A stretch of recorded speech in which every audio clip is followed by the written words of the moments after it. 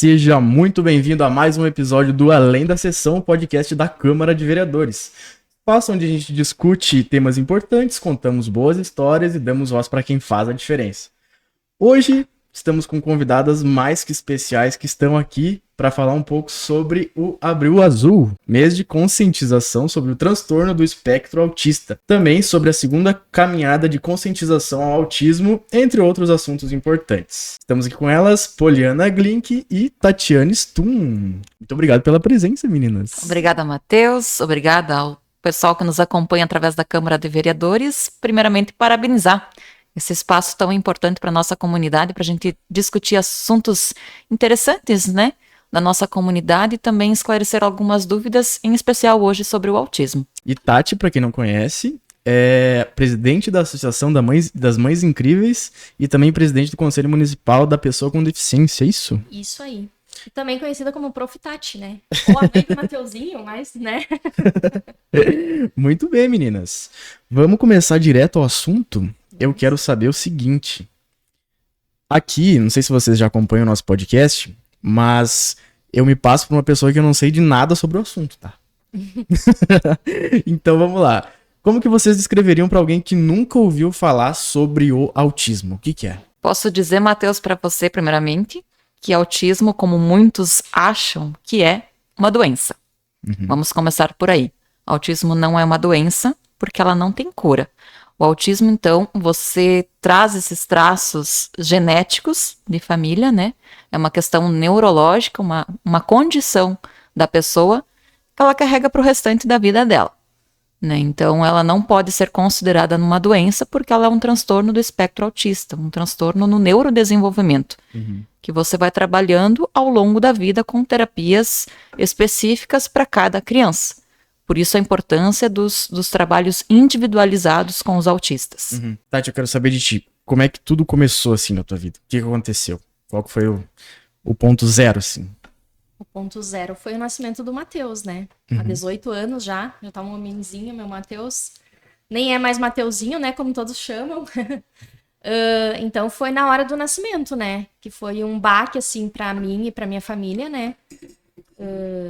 Ter uma criança com deficiência, né? E agora? O que a gente faz?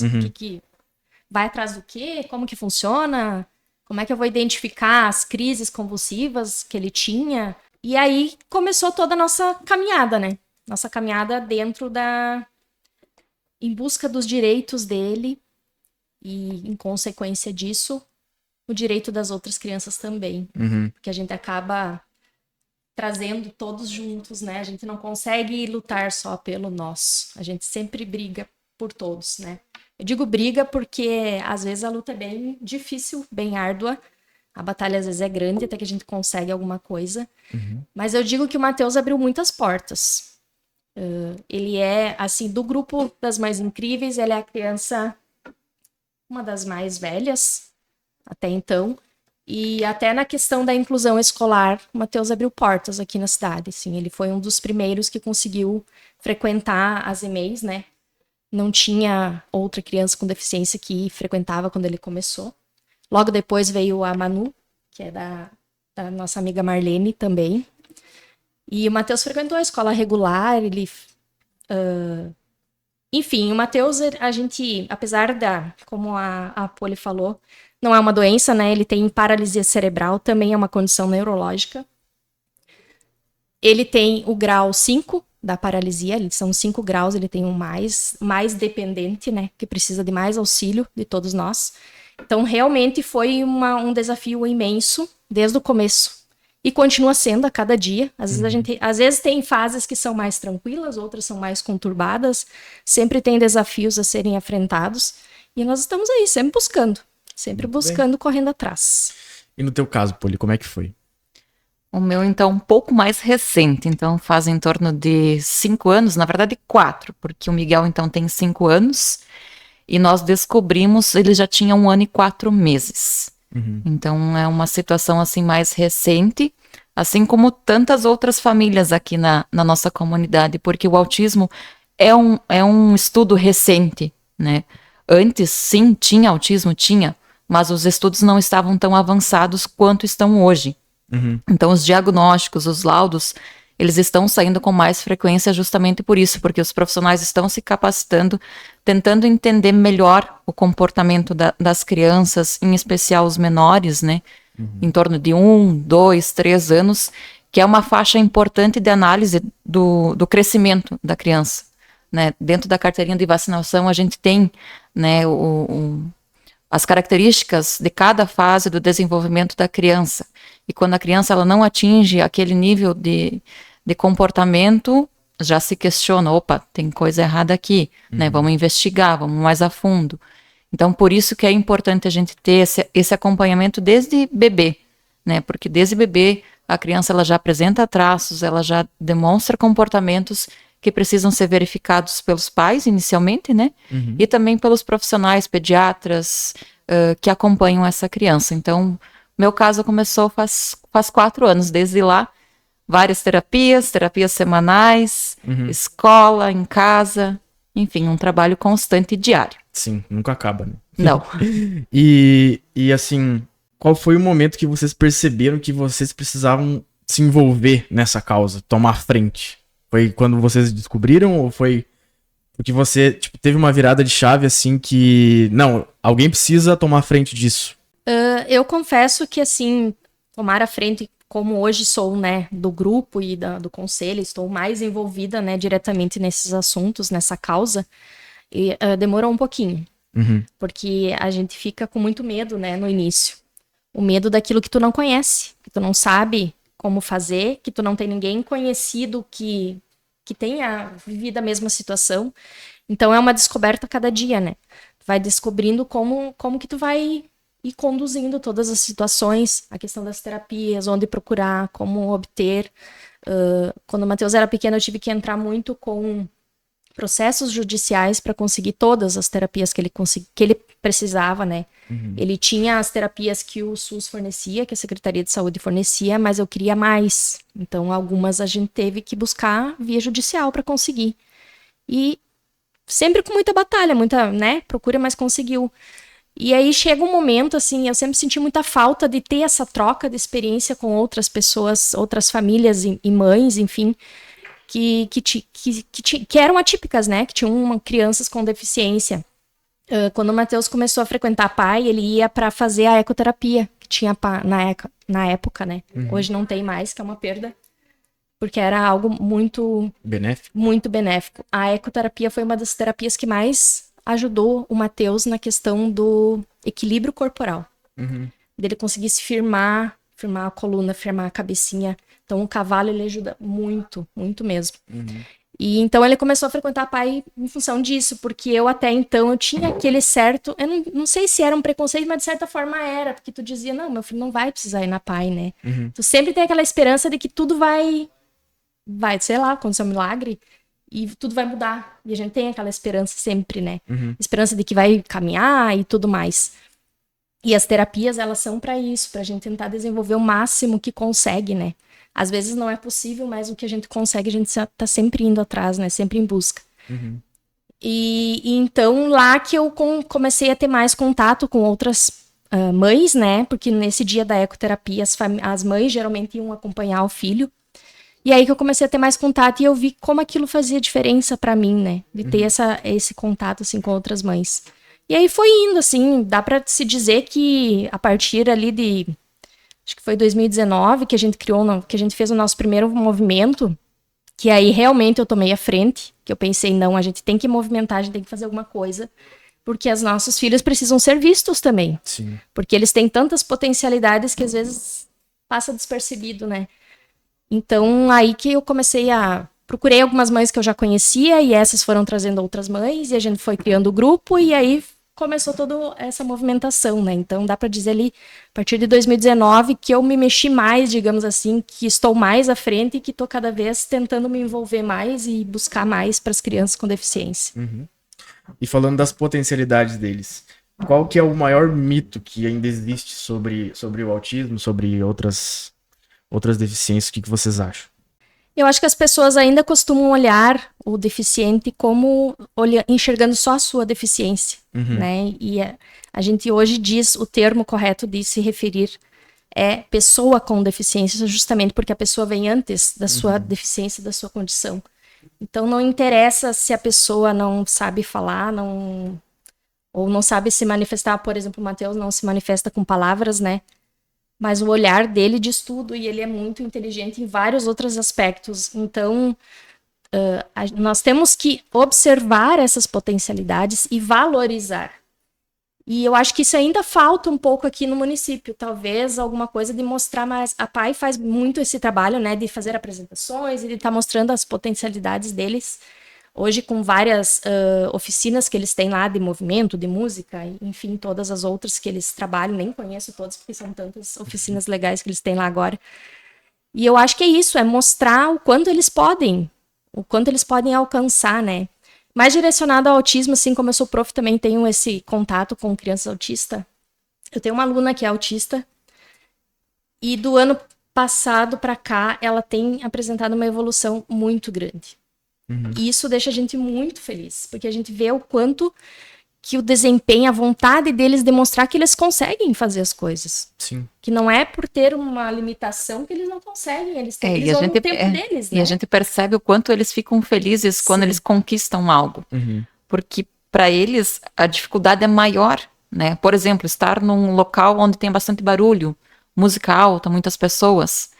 Para alguns é desconfortável isso. Mas quando eles vencem isso, quando eles conseguem, para eles é uma vitória. E a gente vê essa felicidade neles. Sim. Eu vejo pelo Miguel agora também, faz um mês e pouquinho que ele tá na escolinha do Rosso Preto. Ele nunca tinha esse gosto assim pelo futebol, pela bola. O foco dele sempre foi carrinhos, motos, né? Essa questão mais automobilística. E eu pensei assim, mas eu vou tentar, né? Levei ele pra escolinha agora toda segunda-feira. Ele quer botar a meia alta dele, quer pegar a bola dele e ir pro treino do Rocinho. Então eu tô vendo que ele tá se sentindo feliz e seguro com aquilo que ele tá fazendo, porque ele tá aprendendo coisas novas. Né? Então é importante a gente estimular, a estimulação das crianças é muito importante para que lá na frente eles se tornem pessoas independentes e não dependentes da gente, né? Muito legal. Até queria colocar que o primeiro contato que eu tive com uma criança autista, né, com autismo, foi aqui na Câmara mesmo, que agora a gente tem um vereador mirim, né, que ele é autista. E a gente percebe a dificuldade, a gente percebe o esforço dele para conseguir estar, por exemplo, lendo um discurso, né. Então é muito legal essa inclusão que tá acontecendo. Né? Eles têm potencialidades, aí vai dos profissionais que estão acompanhando eles descobrirem qual é o melhor caminho. Se é a forma visual, se é a forma auditiva, se é... Enfim, sabe? Tem métodos... Vários métodos, professor, aqui pode nos passar, mas são várias as formas de aprendizado das crianças. E elas, então, precisam desse suporte individual, né? E sobre levar esse suporte, ensinar, porque a mãe de quem é autista não nasce sabendo, né? Por exemplo, a família não nasce sabendo. Qual que é o papel da Associação das Mães Incríveis? Ela trabalha esse lado? Ou como é diferente? Não tem nada a ver uma coisa com a outra? Na verdade, a associação, ela surgiu justamente por essa vontade de ter essa troca entre as famílias, né? De poder ajudar no que for necessário. E assim, como você falou, realmente a gente não sabe, às vezes, como trabalhar, mas a gente tem que buscar.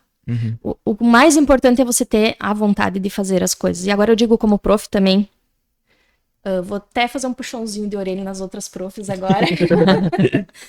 Porque assim, talvez eu tenha uma visão diferente por eu ser uma mãe atípica também, né? Não, o meu filho não é autista, mas ele tem também as peculiaridades dele. Talvez por eu ter essa visão, né, como mãe, que eu haja dessa forma em sala de aula e que eu consiga fazer a diferença. Vou dar o exemplo da Camila, enteada da Neca, da vereadora Neca. A Camila foi uma menina que evoluiu muito comigo. Eu acompanhei ela desde o 6º ano até o 9º. E eu fui entendendo aonde ela conseguia chegar e fui adaptando as aulas conforme ela conseguia. No começo ela não queria, porque ela não queria fazer diferente. Ela queria fazer igual aos colegas. Mas eu fui mostrando para ela o quanto que fazendo diferente ela conseguia fazer sozinha. E aí a gente foi se adaptando. Pra te ter uma ideia, a gente chegou no 9º ano que ela conseguia resolver a fórmula de Bhaskara sozinha e os colegas não conseguiam. Nossa, que legal. Então, assim, foi uma evolução muito grande. Um dia até a Neca comentou comigo, a Camila disse que vai reprovar, é verdade? Eu disse, não, Camila não vai reprovar. Por quê? Não, ela disse que ela quer reprovar porque ela não quer sair do Geni. Que ela quer ficar com as profs do Geni. Que legal.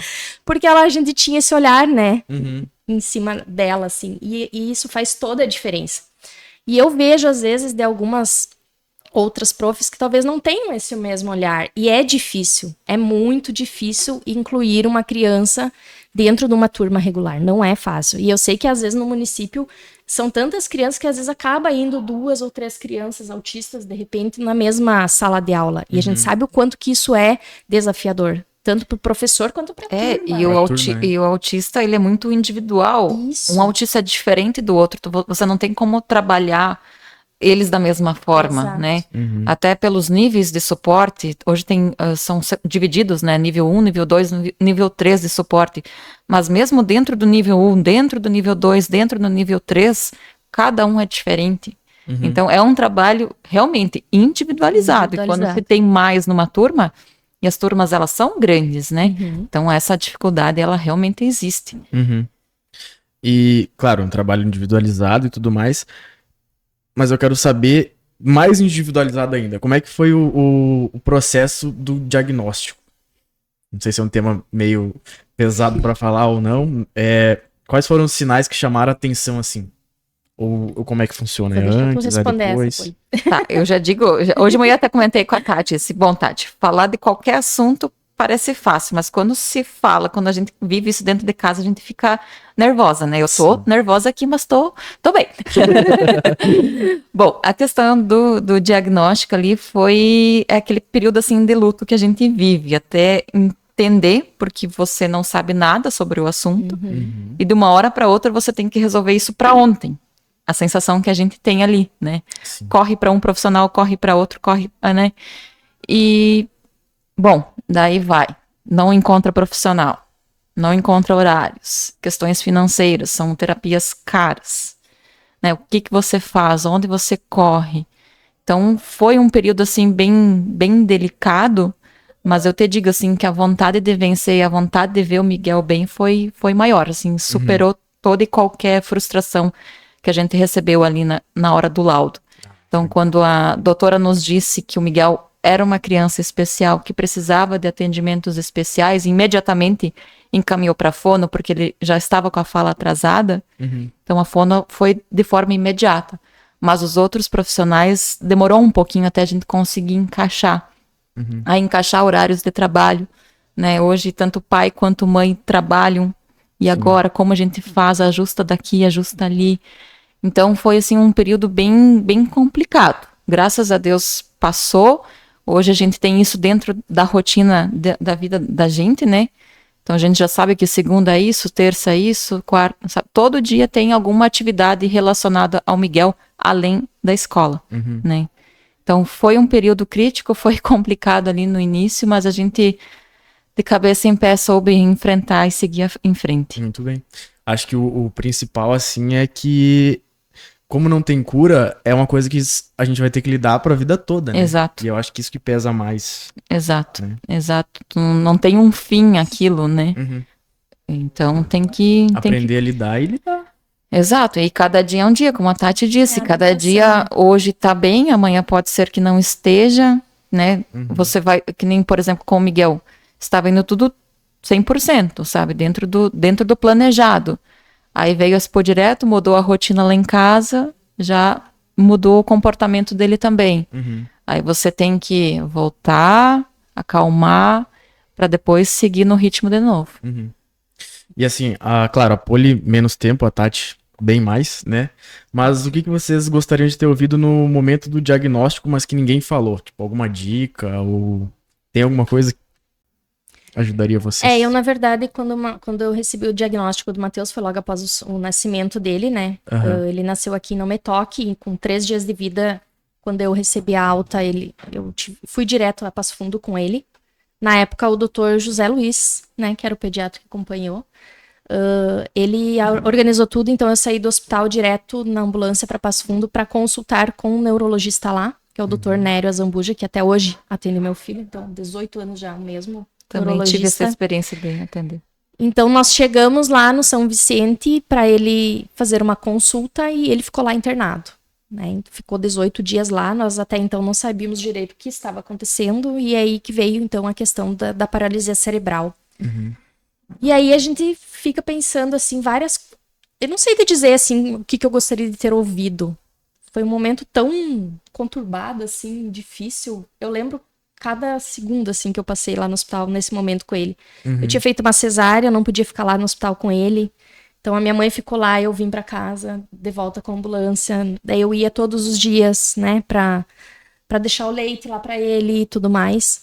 Não tinha como eu ficar lá com ele, né, na época. Até porque, né, com um corte na barriga, uma cesárea, e dormir sentado numa cadeira sem condições, eu também precisava de cuidados, né? Então, foi um momento bem difícil. E no primeiro momento, a gente teve uma expectativa, assim, de vida bem curta do Matheus. Mas, graças a Deus, as coisas foram mudando. E isso foi mudando por causa do nosso comprometimento. Eu acho que a família... Eu acho não, tenho certeza.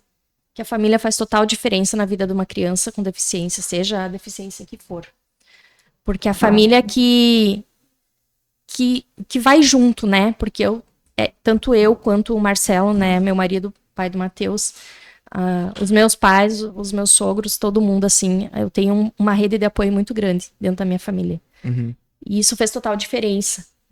Então, não sei, eu acho que o que a gente quer ouvir é que ele não tem diagnóstico, né? Exato. Então... É bem difícil te responder essa pergunta, eu não sei o que eu gostaria de ter ouvido. Tranquilo. Isso que elas falaram pra não fazer pergunta difícil. Isso que você comentou de não ter ouvido, né? De não ter essa situação, né? Eu acho que isso vem na questão do autismo também, na questão da modinha do autismo, né? Que muitos falam da questão de ser moda o autismo. Sim. Não, nós estávamos comentando em off, que bom se a família recebe que não é. Que não é, Né? exatamente. Que faz os testes, porque são vários testes até você receber o laudo. Não é simplesmente uma consulta, você vai lá, não, você é autista. Não. Né? São várias avaliações, porque são avaliações comportamentais da criança, do adolescente, do adulto, enfim, né? E que bom se o médico vai dizer para você, te dar esse retorno que não é autismo, né? Mas se for, siga em frente. Hoje a gente já tem essa informação, hoje a gente tem as informações do que precisa fazer para tratar, para trabalhar essa questão do autismo. Sim. Então, moda não é autismo, né? E a gente tá com mais diagnósticos, sim, mas em função dos estudos que avançaram nesse sentido. Né? E assim como outras deficiências também, né? E a própria busca, eu acho, das pessoas, né? Tanto as familiares, enfim, ou alguém que conheça uma pessoa, né, que tem deficiência, daqui a pouco vai procurar entender um pouco mais o que é, como que é, porque tá convivendo ali com aquela pessoa, né? Sim. Os educadores, tudo está sendo mais trabalhado, mais debatido, e esses debates são extremamente importantes. E no caso do autismo, tem como ele ser diagnosticado mais cedo do que foi no teu filho, por exemplo? Ou é uma questão comportamental que tem que ir avaliando com o tempo? Assim? Tem que ir avaliando. Há suspeitas. Temos até crianças aqui na Metoc que não têm laudo fechado, mas que estão em investigação. Né? Para você fechar um laudo em torno de 3 anos, assim, claro, tem crianças que apresentam isso com mais evidência. No caso do Miguel, a gente já conseguiu ver ali com 1 ano e 4 meses, porque ele tinha várias características que não fecharam na avaliação. Mas, geralmente, em torno de 3 anos, essa avaliação ela é definitiva, né? E quanto geralmente, mais cedo, melhor, né? Isso, quanto mais cedo, melhor. E ela se apresenta mais em meninos, por isso que é mês azul, né? Ah, não sabia disso. Isso, ela se apresenta mais em meninos do que em meninas. E às vezes até por isso o diagnóstico nas meninas é um pouco mais tardio. Isso. Por isso que a dificuldade de ver nas meninas, né? Elas conseguem, entre aspas, disfarçar melhor. Exatamente. Né? E por isso que ficou denominado mês azul. Que legal. E hoje, como vocês veem as maiores barreiras na questão social, estrutural ou institucional nessa questão do autismo? Tipo, para pessoas adultas que têm autismo, como é que funciona? Tem muita barreira ainda nessa questão da inclusão? Olha, falando de não Metoc, eu acredito que nós já estamos um passo à frente. Avançados. Né, mais avançados nesses sentidos. Até porque estamos já com 3 anos agora do projeto Integrateia, 3 a 4 anos do projeto Integrateia, né? que a administração pública viu a necessidade de auxiliar essas famílias, né? Então, desde que começou, nós tínhamos 16 crianças cadastradas. Hoje nós já estamos com 54, né? Isso em questão de 3 anos. E pelo que a gente vem conversando com a educação, esse número tende a aumentar, né? Que legal, que bom que se interessam, né? Exato. E isso já é um olhar diferenciado para essa questão do autismo, né? De poder auxiliar as famílias, porque como antes eu comentei, são terapias caras, né? E dificuldade também de encontrar profissionais. Hoje nós temos 3 profissionais habilitadas dentro do município. Vamos ter ali na frente um novo edital com um novo credenciamento, mas assim, pela experiência que eu tenho, vai ficar nessas 3. Porque eu não vi nenhuma outra profissional se habilitar, né, para terapia ABA, que é a terapia hoje que é aplicada para autismo. Nível de município, eu acredito que nós já estamos bem adiantados. As escolas, tanto municipais, estaduais, a Tati está lá na Escola Geni, vai poder falar um pouco melhor sobre isso. Escolas particulares, municipais, enfim, todas as escolas estão se preparando, os professores também estão buscando se informar, saber como trabalhar com essas crianças. Os próprios monitores também têm capacitações apenas para monitores para falar sobre essas deficiências ocultas, né? Então, acredito que nível de município, Matheus, nós já estamos mais adiantados. Claro, nível estado, país, ainda tem muito a se trabalhar sobre esses assuntos. Tá, meninas, agora dando uma pausinha no nosso podcast. Claro, se você tá curtindo aí o nosso podcast, já deixa sua curtida, já se inscreva aí já nos siga no Facebook, se inscreva no nosso canal do YouTube. Depois isso aqui vai estar lá no canal, pra sempre, né? Esperamos. E quero saber o que vocês trouxeram pra compor o nosso cenário. Bom, trouxemos aqui a lembrancinha, daqui a pouco vamos falar mais. Com certeza. A nossa lembrancinha aqui, então, é o nosso quebra-cabeça. Que legal.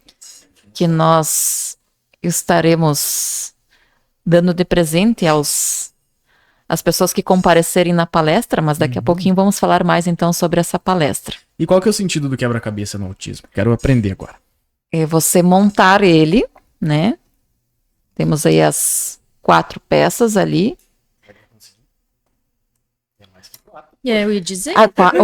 Opa. Acho que você errou não. Eu errei, verdade. Temos 6 peças. Vamos ver, Matheus. E uma peça vai se encaixando na outra, a gente vai unindo forças. Com um pouco de dificuldade, Matheus, mas conseguimos montar o nosso quebra-cabeça. E o autismo é isso também, esse trabalho em conjunto, né? Pecinhas por pecinhas, a gente vai montando o nosso quebra-cabeça. E é por isso que esse é meio que o símbolo do autismo? Isso. Isso, até trouxe aqui um cordão, na verdade eu não tenho bem um cordão do autismo, né? Eu tenho o cordão do girassol, que é de todas as deficiências ocultas, que daí inclui TDAH, TOD, enfim, outras também. Do autismo, ele é o quebra-cabeça, né? Nesses tons aqui. Muito bem. Vocês querem uma água? Eu aceito. Podem pegar, fiquem bem à vontade. Depois a gente vai estar colocando o quebra-cabeça ali no nosso cenário. Até, eu ia comentar, temos aqui as logos da Câmara de Vereadores, né? Desde sempre nos apoiando. Então, o Conselho da Pessoa com Deficiência, a Prefeitura e as Mães Incríveis. Na primeira caminhada a gente ajudou com mais ajuda, digamos assim, né? A gente fez o letreiro lá e tudo mais. Exatamente, isso. Nessa a gente vai estar presente ali. E eu quero saber como é que surgiu a ideia da caminhada inclusiva e qual é o principal objetivo dela. Tati. Ano passado, a Poli me chamou pedindo se nós, como grupo, né, como Mães Incríveis, se a gente tinha se organizado alguma coisa para abril, né? Até o momento que ela tinha me chamado, nós ainda não tínhamos pensado no que fazer. E ela sugeriu no primeiro momento a palestra, que depois vamos falar um pouquinho mais. Sim. Que ano passado acabou não acontecendo em função das enchentes, mas junto com isso nós pensamos em fazer algo a mais, né? Porque era o mês inteiro de abril de conscientização. E aí teve cidades aí da região que fizeram caminhadas, né? E nós vimos, a Poli até me mandou o vídeo da caminhada que teve lá em Soledade. Soledade. Bem bonita. E nós já não, vamos fazer aqui, vamos se movimentar e vamos fazer também. E as nossas expectativas eram grandes e foi maravilhoso. Teve uma grande participação da comunidade, muitas pessoas, né, famílias, escolas, pessoal aqui da Câmara, da Prefeitura, muita gente mesmo se mobilizou para participar. Todo mundo vestindo azul, ficou tão bonito, né, e com os balões azuis e tudo mais. E o objetivo principal é justamente que assim, o visual, né, as pessoas vê os outros se movimentando, isso chama atenção. Sim. E a gente tem que chamar atenção, né? Ano passado nós tínhamos até a banda marcial na frente, depois nós até pensamos, mas são autistas, eles não conseguem, às vezes, muito com barulho, mas daí nós já tinha combinado, né? Sim. Mas no fim deu tudo certo, graças a Deus. Não foi um grande empecilho, né? Mas é essa questão, é chamar atenção para a causa, né? Fazer as pessoas se conscientizarem, levar informação e conhecimento para toda a comunidade a respeito do tema. Muito legal. E como é que vai ser a questão da comunidade? Como é que eles podem participar dessa caminhada? Compartilhando, indo lá no dia para fazer um barulho lá? Podem compartilhar, sim. Quanto mais compartilhamento, mais pessoas têm conhecimento, né, do movimento que vai ter. Nós estamos pedindo para irem de camiseta azul, então, pelo fato de ser o abril azul ou branca, né? Isso. Pra não ficar muito destoado também. E quem tem também uma camiseta que seja do autismo, pode usar também, né? E vamos ter balões, eu acho também. Vamos ter balões, inclusive já pedi pra G, ela já vai providenciar para nós também os balões. Vazios, né? Sim. Então a caminhada ela vai sair às 9h, né, em frente à prefeitura, a gente vai até a Praça Central.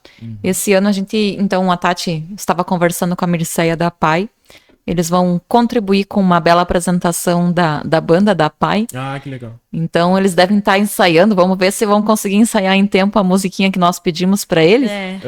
Se der tudo certo, eles vão estar apresentando uma nova música. Que legal, que legal. E eles gostam daquela banda, né? Toda vez que a gente vai lá, eles querem apresentar, querem tocar. Sim. E a Tati nos trouxe uma surpresinha aqui de última hora. Vamos ver se vamos conseguir concretizar, Tati. Sim, essa minha aluna que tem autismo, né? Que é a aluna ali do Geni do 9º ano. Eu estava conversando essa semana, a semana passada, na verdade, já falei assim que nós decidimos a caminhada, eu já conversei com os meus alunos que eu trabalho a disciplina de matemática, mas eu sempre digo que eu estou formando cidadãos, né?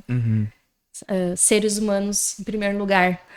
Então a gente conversa muito sobre vários assuntos e não tem como eu não falar desse assunto na sala de aula, né? E eu também trabalho a disciplina de projeto de vida, então até convidei eles a participarem e pedi ideias, o que a gente poderia fazer e tudo mais. E essa aluna, então, a Ana Júlia, ela veio e me pediu, prof, eu posso fazer uma apresentação? Eu disse, pode, o que tu pensou em fazer? Eu podia ler uma poesia, ou declamar, né? Enfim. Mas será que eu vou decorar? Ela ficou com medo, né? Eu disse, não tem problema se você não decorar, você pode levar num papel e ler bonitinho. Só de você estar lá à frente de todos, você é autista e você vai estar representando tanta gente lá na frente, vai ser, olha, eu chego a me arrepiar só de pensar. Então, eu espero que ela consiga, né? Porque eu sei que é uma coisa, é difícil, né? Pra gente já é difícil, a gente fica nervoso, né? Imagina, então, pra ela que já tem toda essa condição dela, mas só o fato dela querer estar já me deixou muito feliz. Sim, e legal, hoje ela né? disse, prof, eu vou fazer, tá? Vou fazer. E amanhã ela ficou de me trazer a poesia que ela quer ler, então, pra gente dar uma lida e ver como é que ela vai fazer. E que legal ela tomar essa iniciativa, né? Sim, isso que eu achei muito legal, essa iniciativa dela, assim. Não esperava, na verdade. E tomara que dê certo. Sim, vai sim. E como é que vai ser essa palestra que vocês estão me falando? Bom, Matheus, essa palestra nós já tínhamos programado então para acontecer no ano passado. Mas em função ali das enchentes, acabou então não acontecendo e pensamos, não, mas precisamos trazer a Isabel Ferrari para conversar com as famílias aqui de Nometoque. E esse ano, graças a Deus, vai acontecer. Então, ela vai ser no dia 26 de abril. Nós conseguimos o espaço do auditório da empresa Arroz, que nos cedeu para fazer essa palestra. É uma palestra bem emocional, né? Bem emotiva. Vai ser muito interessante. A gente já acabou assistindo ela no passado, né, Tati, de forma online. E muito, muito interessante mesmo. Nem vou dar muitos detalhes porque aí estraga a surpresa. E então, de imediato, assim, ela é direcionada mais para as famílias, né, que têm autistas em casa, que conhecem algum autista, profissionais que trabalham com crianças, adolescentes, professores, monitores, enfim, escolas. A gente está convidando a própria PAI, que tem também em torno de 36 autistas, se eu não me falha a memória, atendidos lá. A ASBAN, que também trabalha com autistas. E se sobrarem vagas, a gente vai estar divulgando, então, na próxima semana para a comunidade em geral. Mas, assim, a gente está direcionando esse encontro, esse evento, para as famílias que têm o autismo em casa. E quantos inscritos já são? Tu falou? 110, e o espaço é para 150. 150. Então, para quem não conhece a Isabel Ferrari, pode seguir-la no Instagram. Ela é jornalista e também mãe atípica. O filho dela tem 13 anos e é não verbal. E ela compartilha vários momentos interessantes que ela tem com o filho dela, né? Então vai ser bem interessante. Muito legal. E para se inscrever? Se inscrever, a gente tem um link que a gente está compartilhando, então, para quem está nos assistindo, nos acompanhando agora e tem interesse, nos procure, né? Até pode chamar você, Matheus, a gente vai deixar contigo também o link, a Tati, comigo, pode entrar em contato conosco, que a gente vai estar disponibilizando, então, esse link, para a pessoa poder fazer a inscrição e a gente ter esse controle, então, em função do espaço. Show. Convites feitos, eu quero terminar as minhas dúvidas agora. Poli, Tati, quero saber o que falta para a sociedade entender sobre o autismo e as deficiências em geral. O principal que a gente sempre foca muito e fala muito é o respeito, né? Respeitar em primeiro lugar. E tentar entender a tal da empatia, que é uma palavra tão bonita, teoricamente falando, mas às vezes na prática ela não é exercida, né? Não é praticada. Então, eu acho que você ter empatia, saber se colocar no lugar das outras pessoas, tentar entender o que aquela família está passando, porque às vezes, como tem essa questão, estão saindo mais laudos e tudo mais, tem essa questão do modismo que a Poli comentou antes, que as pessoas às vezes acham, agora é moda dizer que é autista. Não é questão de moda. Quem não tem o convívio diário com uma criança, ou adolescente, enfim, que é autista, não tem nem ideia de como é o dia a dia. Não é fácil. São rotinas bem complicadas, bem difíceis. Claro, cada criança tem a sua, né, individualidade, às vezes uma mais tranquila, outra nem tanto. Tudo tem as suas individualidades, assim como qualquer outra criança. Então é a questão de, eu não sei, eu acho que é isso, é se colocar no lugar, tentar entender e não julgar sem saber o que realmente está acontecendo, talvez, né? Começou nessa questão do autismo com os graus, né? Isso. Antes era severo, moderado, leve. Aí veio para nível, para suporte 1, suporte 2 e suporte 3. Então, ali já se nota a diferença, né, na nomenclatura do próprio autismo, né? Que antes era visto como, então, severo, moderado e leve. E hoje já se fala de uma forma diferente, também de uma forma mais inclusiva, né? Que o autismo, ele é autismo indiferente do nível de suporte, né? Nível 1 não é tão dependente de outra pessoa, nível 2 é nível intermediário, já depende um pouco mais de uma outra pessoa, e o nível 3, sim, aí ele sim necessita de uma outra pessoa para fazer as tarefas diárias. Completamente, né? Necessita completamente de outra pessoa. Isso. Mas até no próprio nome, o que eu quero dizer que já teve essa mudança, né? Porque antes era visto de uma forma e hoje já está sendo visto de uma forma diferente. Que legal. E cada vez vai melhorar essa questão, né? Com certeza. Piorar não vai, não pode. É a questão da evolução dos próprios estudos, né? Que fazem a respeito dessas... como é que diz? Transtornos. Isso. Meu Deus, às vezes foge as palavras. Sim. Desses transtornos, então, tem evoluído muito as pesquisas a respeito e tantas outras coisas que nem agora tem. O ABA não é uma coisa tão recente, não tão É mais recente, eu acho. É né? mais A recente. terapia do Sim, ABA. e já tem outras agora. Então é isso que eu tô querendo dizer. Vai evoluindo a cada instante, né, as terapias. E que bom que vai evoluindo e trazendo coisas novas para poder ajudar, né? Com certeza. E falando em coisas novas, e eu tenho que puxar um pouquinho pra Câmara, né? Qual que é a importância da representatividade nos espaços públicos? Falando também de conselhos municipais e tudo mais. Tem que ter alguém puxando essa frente, né? Tem que. Porque sozinho não vai pra frente, não. Tem que ter alguém que seja porta-voz, digamos assim. Uhum. Eu acredito que seja isso. Eu me sinto um pouco a porta-voz. E até me sinto, às vezes, um pouco... a palavra não seria sobrecarregada, mas a gente se sente, de certa forma, responsável, né? Uhum. Por conseguir ajudar os outros também. E quando a gente não consegue, a gente até se frustra. Sim.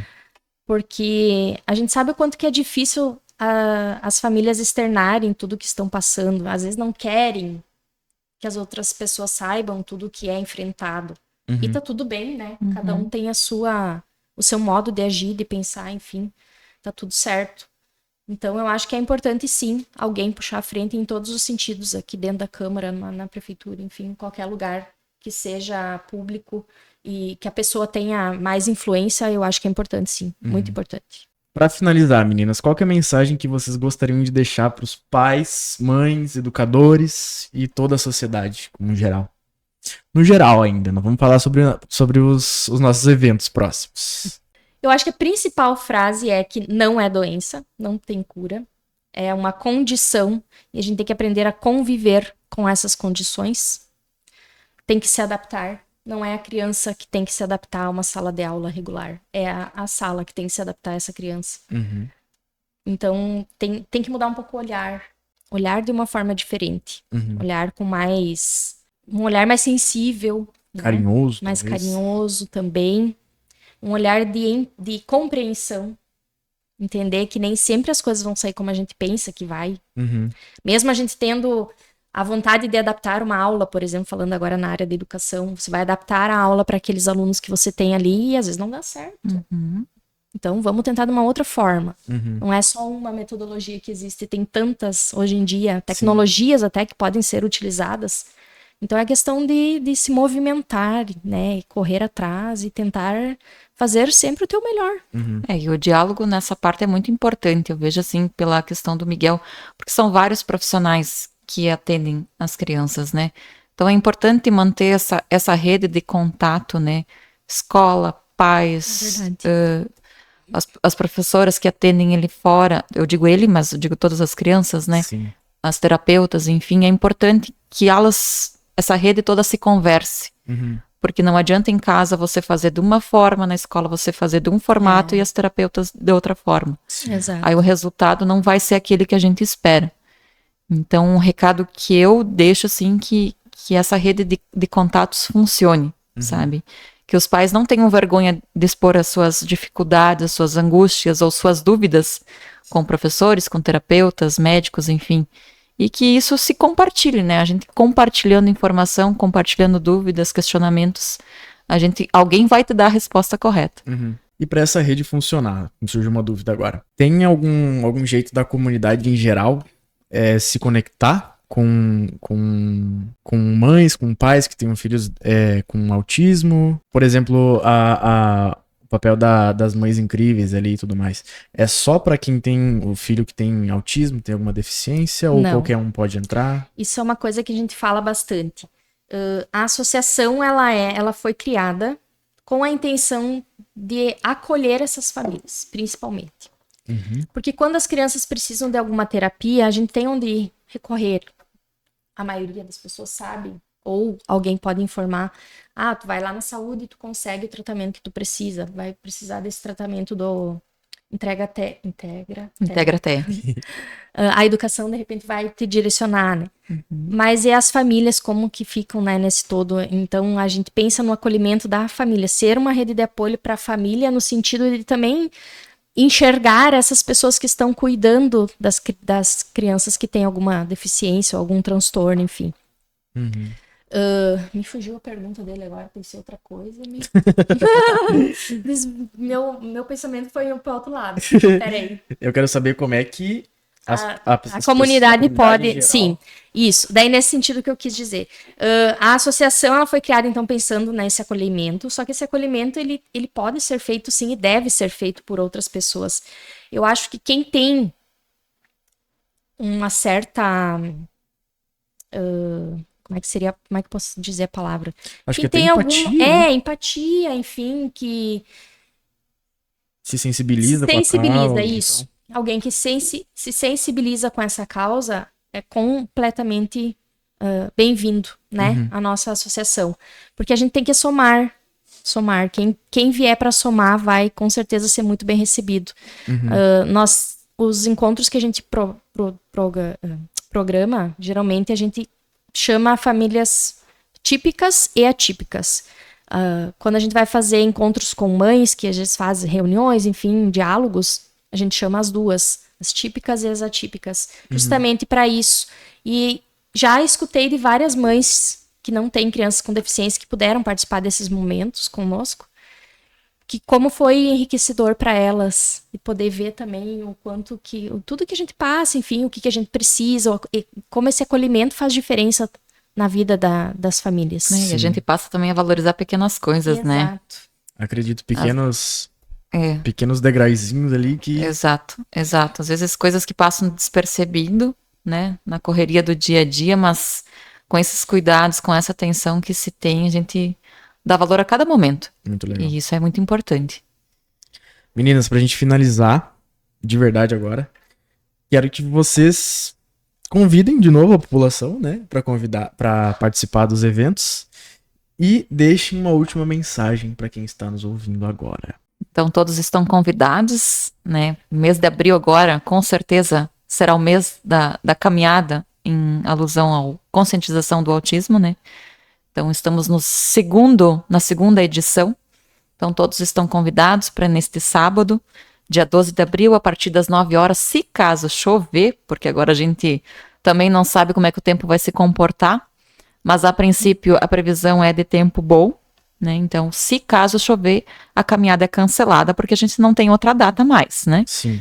Mas vamos torcer que Deus nos ajude, e com certeza Ele vai nos ajudar para que essa caminhada aconteça. Então, sair das 9 horas, em frente aqui à Prefeitura, em frente aqui à Câmara, com destino até a Praça Central. Lá a gente se concentra, vai fazer um breve protocolo, com a apresentação, então, da banda da PAI, e também com a possibilidade da apresentação da menina autista da Escola Geni, né? E, claro, fala de algumas autoridades, e enfim.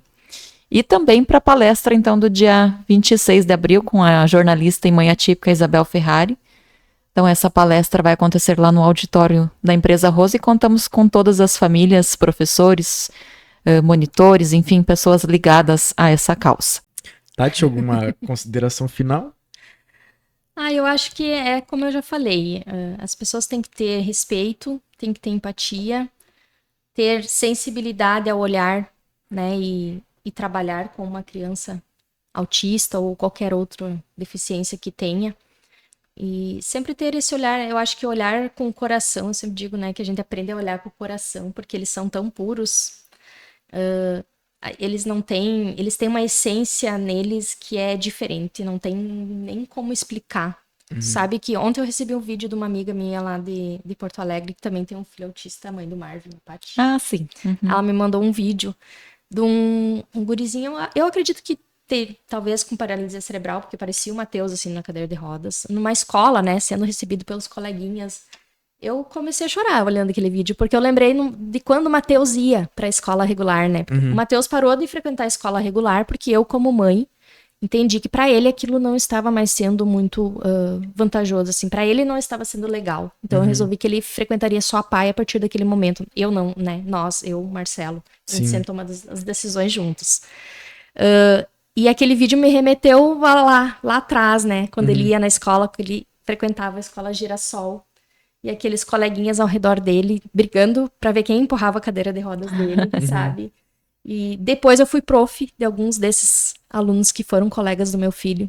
E eles chegavam e me diziam, prof, eu fui colega do Matheus lá no Girassol. Sério? Vou te trazer uma foto. E eles traziam as fotos que eles tinham com o Matheus. Então, sabe, isso é uma coisa que não tem preço, sabe? Não tem preço. Porque realmente viver em sociedade, ter essa inclusão. O Matheus não ia para a escola para aprender a ler e escrever. Ele não ia aprender a fazer isso, eu sei disso. Mas só essa socialização que ele teve, ele desenvolveu tanto. Foi muito importante para o desenvolvimento dele. Então, eu acho que sim, a gente tem que respeitar as famílias que queiram incluir seus filhos na escola regular, até porque, por direito, né, por lei, eles têm o direito de fazer isso. Claro, cada caso é um caso, né, tudo tem que ser analisado. Como eu falei, o Matheus chegou um momento que a gente percebeu que ali não estava mais sendo legal para ele, né, então ele passou a frequentar somente a PAI. Mas é esse olhar, sabe? Ter esse olhar. E o Matheus conseguiu esse desenvolvimento. Os colegas tratavam ele desta forma, porque a escola fez a inclusão como deveria ser, né? A prof até hoje, esses dias encontrei com a prof, a Andréia. Encontrei com ela e ela disse, quantos anos tá o Matheus? Eu disse, 18. Dela, meu Deus, tudo isso já. Eu disse, sim, tudo isso. E eu agradeci novamente para ela por todo o trabalho que ela fez, assim, porque fez muita diferença. E essas pequenas coisinhas, sabe? De uma criança vir e dizer, ele é especial, né, tia? Eles diziam assim, sabe? Então, são pequenas coisas que vai te enchendo o coração, né? E enche o coração de amor, transborda e faz toda a diferença. E ver eles bem, né? Exato. Ver eles bem, é o que importa. Sorrindo. Muito bem. Meninas, muito obrigado pelo tempo de vocês. Vocês vieram aqui nos falar. E, de novo, quero convidar todos para sábado. Sábado, né? Sábado. Estarem lá na segunda caminhada. Alguma consideração final de vocês? De minha parte, Matheus, agradecer mais uma vez essa oportunidade. Até na hora quando você comentou que era 1 hora de conversa, eu pensei, meu Deus, 1 hora de conversa.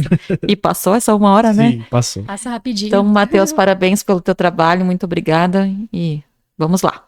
Vamos lá. Só agradecer pelas oportunidades. Esses espaços, eles são bem importantes para nós podermos trazer um pouco mais esses assuntos, para que cheguem a mais pessoas, porque a gente sabe o poder que tem uma rede social, né? Com certeza. Então, isso faz toda a diferença. Isso aí. Obrigado, meninas. Obrigado quem nos acompanhou. E esperamos todos lá. Tchau, tchau.